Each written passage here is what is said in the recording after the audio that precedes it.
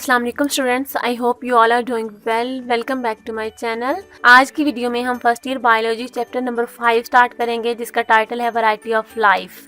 तो variety of life का क्या मतलब है कि ज़िंदगी में बहुत ज़्यादा वैरायटी, बहुत ज़्यादा डाइवर्सिटी मौजूद है। तो इस चैप्टर में हमने पढ़ना है कि लिविंग ऑर्गेनिजम्स की क्लासिफिकेशन की ज़रूरत क्यों पेश आई, लिविंग ऑर्गेनिजम्स की क्लासिफिकेशन के क्या बेनिफिट्स हैं और साइंटिफिक क्राइटेरिया क्या है जिसकी बेस पर हम लिविंग ऑर्गेनिज्म को क्लासीफाई कर सकते हैं। तो सबसे पहले हम इसका इंट्रोडक्शन देखेंगे। जैसे कि आपको पता है कि इस दुनिया में 25 मिलियन स्पीशीज एग्जिस्ट करती हैं। बहुत वास्ट वैरायटी है स्पीशीज की। तो सपोज करें कि हम तमाम लिविंग ऑर्गेनिजम्स को एक ही ग्रुप में रख लेते हैं। और लिविंग ऑर्गेनिजम्स में आपको पता है एनिमल्स भी आ जाते हैं, प्लांट्स भी आ जाते हैं, ह्यूमन बीइंग भी आ जाते हैं और माइक्रो ऑर्गेनिजम्स भी आ जाते हैं। जब हमने इस दुनिया के तमाम लिविंग ऑर्गेनिजम्स को एक ग्रुप में रख लिया तो अब आप देखेंगे क्या हम उनकी स्टडी बहुत आसानी से कर सकते हैं?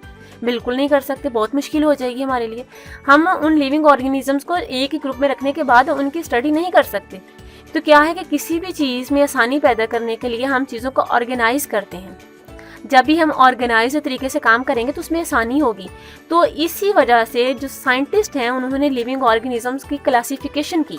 अब देखिए कि जो क्लासिफिकेशन की है लिविंग ऑर्गेनिजम्स की, उसमें हम जिस स्पीशी की हम स्टडी कर रहे होते हैं उसमें लाखों की तादाद में इंडिविजुअल्स, लाखों की तादाद में लिविंग ऑर्गेनिजम्स मौजूद होते हैं जिनकी स्टडी हम बहुत आसानी से कर लेते हैं। जैसा मैंने आपको बताया कि इस दुनिया में 25 मिलियन स्पीशीज एग्जिस्ट करती हैं, जिसमें से 1.5 million of species animals and 0.5 million species of plants are known. अब देखिए कितनी ज़्यादा स्पीशीज हैं जो कि जिनको क्लासीफाई किया गया है। तो जब हमने इन सारी स्पीशीज को एक ही ग्रुप में रख लिया तो हमारे लिए तो स्टडी करना बहुत मुश्किल हो जाएगा। तो क्लासिफिकेशन की कैसे जा सकती है? सपोज करें कि वी नीड अ सिस्टम, हमें एक सिस्टम की ज़रूरत होती है किसी भी चीज़ की क्लासिफिकेशन करने के लिए। अब हम देखते हैं कि एक सिंपल सी क्लासिफिकेशन करते हैं। एग्जाम्पल लेते हैं कि फॉर एग्जाम्पल हम 4 टांगों वाले एनिमल्स को एक ग्रुप में रख देते हैं। तो 4 टांगों वाले एनिमल्स में कौन कौन से एनिमल्स आ जाते हैं? इसमें काऊ भी आ जाती है, इसमें डॉग्स भी आ जाते हैं, इसमें और भी काफ़ी सारे एनिमल्स हैं जो आ जाते हैं इसमें। तो जब हमने इन 4 टांगों वाले गधे, घोड़े, भैंसे, काऊ वगैरह सबको हमने एक ही ग्रुप में रख दिया, तो अब हम इसकी स्टडी करना स्टार्ट कर दें तो क्या ये हमारे लिए आसानी होगी? हमें तो समझ ही नहीं आएगी कि हमने तो सिर्फ एक उसका करैक्टर देखा है कि सबकी 4 टांगें हैं, आगे तो हमने उसको किया ही नहीं। तो simple classification is not meaningful. तो जो सिंपल क्लासिफिकेशन है वो उसकी कोई अहमियत नहीं है, उसका कोई फ़ायदा ही नहीं है। और सिंपल क्लासिफिकेशन के डिफरेंट तरीक़ों से पॉसिबल है कि हम डिफरेंट तरीक़ों से क्लासिफिकेशन कर सकते हैं। फॉर एग्जांपल हम flowering plants and non flowering plants की को डिफरेंट क्लासेस में हमने डिवाइड करना है। अब हम देख सकते हैं इस तरह से भी क्लासीफाई कर सकते हैं। कुछ हमने करैक्टर्स देखने हैं, किस बेसिस पे हम कलर की बेस पे भी कर सकते हैं, प्लांट का कलर कौन सा है, प्लांट की हाइट की बेस पे भी कर सकते हैं एंड अदर करैक्टर्स की बेस पे भी कर सकते हैं। अब आप देखिए thousands of variety of plants which have high height, कि बहुत ज़्यादा ऐसे प्लांट्स हैं जिनकी हाइट बहुत ज़्यादा। तो हमने इतने सारे प्लांट्स को एक ही ग्रुप में रख लिया तो हम उनकी स्टडी करेंगे तो ये तो बहुत मुश्किल हो जाएगा। तो इसका मतलब क्या बनता है कि जो सिंपल क्लासिफिकेशन है ये इतनी मीनिंगफुल नहीं है। ओके, तो अब हम देख लेते हैं कि जो साइंटिफिक क्लासिफिकेशन है वो कैसे हो सकती है। Scientific base of classification, scientific base जो है क्लासिफिकेशन की वो किस पे डिपेंड करती है? एवोल्यूशनरी हिस्ट्री पे। ओके, अच्छा, तो आपको पता है कि जितने भी लिविंग ऑर्गेनिजम्स हैं, एवोल्यूशनरी हिस्ट्री क्या इंडिकेट करती है कि इस दुनिया में जितने भी लिविंग ऑर्गेनिजम्स पाए जाते हैं, ख्वाह वो एनिमल्स हैं, प्लांट्स हैं, माइक्रो ऑर्गेनिजम्स हैं, ह्यूमन बीइंग है, वो एक सेम पॉइंट से एक दूसरे के साथ रिलेट करते हैं। ठीक है, तो कुछ ऐसे करैक्टर्स भी होते हैं कि जो तमाम लिविंग ऑर्गेनिजम्स में सिमिलर होते हैं, लेकिन हम उनको तमाम लिविंग ऑर्गेनिजम्स को एक ग्रुप में रखने के बाद उनकी स्टडी नहीं कर सकते। इसके लिए हम एग्जाम्पल ले लेते हैं। फॉर एग्जाम्पल हमारे पास स्पैरो है।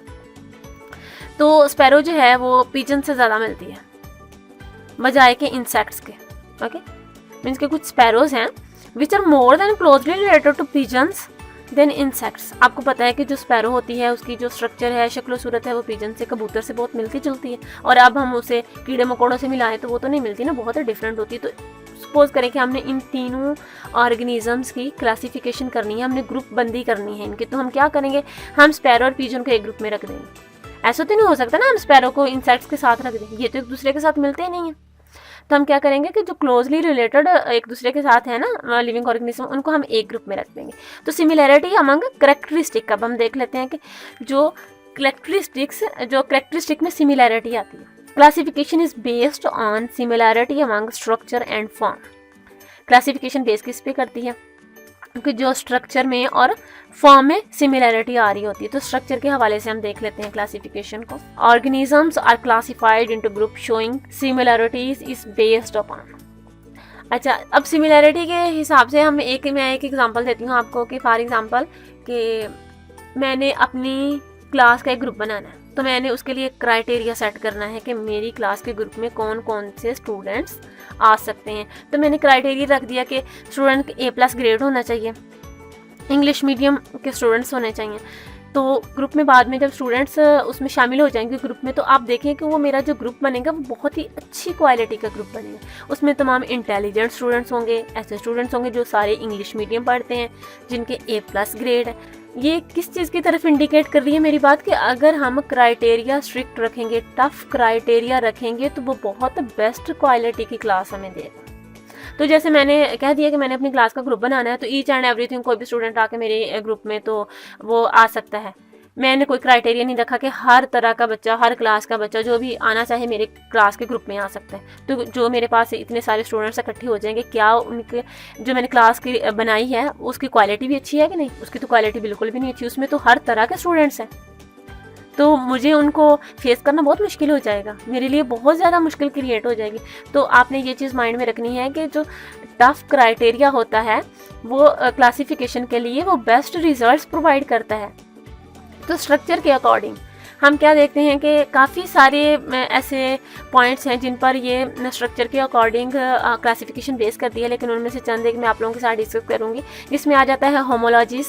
होमोलॉजीज का क्या मतलब होता है कि सिमिलैरिटी इन स्ट्रक्चर। इसकी हम एग्जांपल ले लेते हैं कि जैसे हमारे पास एनिमल्स होते हैं इनवर्टिब्रेट्स एंड वर्टिब्रेट्स। तो हमने क्या किया कि स्ट्रक्चर के अकॉर्डिंग कि जिन जानवरों में रीढ़ की हड्डी मौजूद है, जिनके बैकबोन मौजूद है, हमने उसको एक ग्रुप में रख दिया जिसको हमने वर्टिब्रेट का नाम दे दिया। ये हो गया हमारे स्ट्रक्चर के अकॉर्डिंग होमोलॉजीज। अब हम देख लेते हैं साइटोलॉजी। साइटोलॉजी आपको पता है कि स्टडी ऑफ सेल।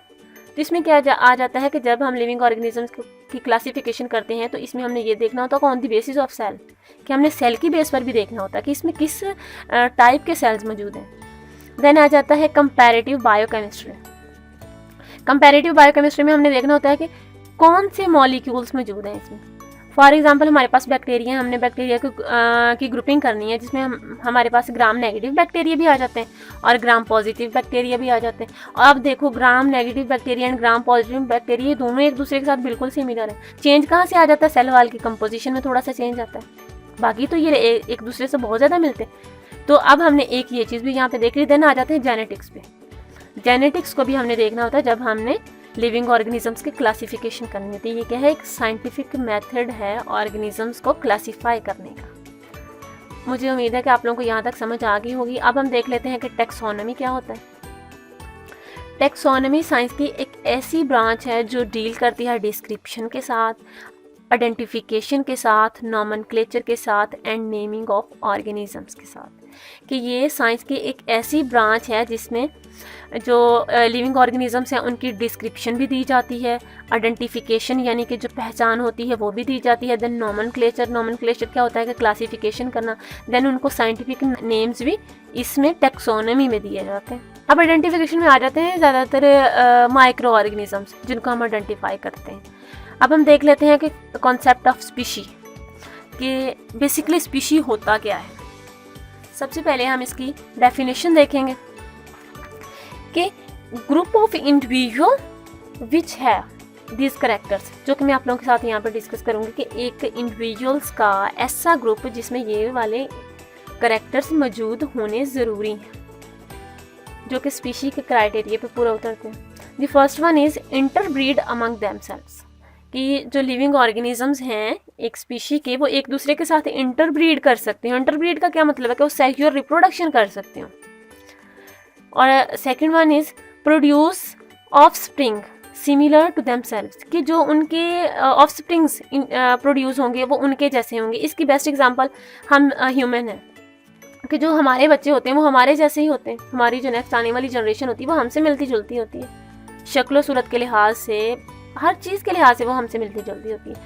और एक और बात कि यहाँ पर वो फर्टाइल ऑफ स्प्रिंग्स प्रोड्यूस करेंगे। फर्टाइल ऑफ स्प्रिंग्स ऐसे ऑफ स्प्रिंग्स होते हैं जो कि नेक्स्ट भी अपनी जनरेशन को आगे बढ़ाने के काबिल होते हैं, कि वो नेक्स्ट भी रिप्रोडक्शन करने के काबिल होते हैं। ऐसा नहीं होता कि बस एक लेवल पे रिप्रोडक्शन हो गई है तो नेक्स्ट ऑफ स्प्रिंग प्रोड्यूस हो गए हैं और जो अगले पैदा होने वाले ऑफ स्प्रिंग है वो आगे अपनी नस्ल को बढ़ा नहीं सकते। इसकी एक एग्जांपल है कि जैसे गधा और घोड़ा अगर वो आपस में इंटरब्रीड करते हैं तो उससे क्या म्यूल पैदा होता है, खच्चर, जो कि नेक्स्ट इंटरब्रीड करने की सलाहियत नहीं रखता। तो हमने ये चीज़ देखनी है स्पीशी के क्राइटेरिया में कि इंटरब्रीड कर सकते हो एक दूसरे के साथ लिविंग ऑर्गेनिजम्स और फर्टाइल ऑफ स्प्रिंग्स प्रोड्यूस करें और जो बिल्कुल उनके जैसे ही हों। देन हमारे पास आ जाता है is reproductively isolated from the group. तो ऐसे ऑर्गेनिज्म जो रिप्रोडक्टिवली आइसोलेटेड हों फ्रॉम अदर ग्रुप्स के, दूसरे ग्रुप्स के साथ वो इंटरब्रीड ना कर सकते हों, वो सिर्फ अपने ही ग्रुप के अंदर इंटरब्रीड कर सकते हों।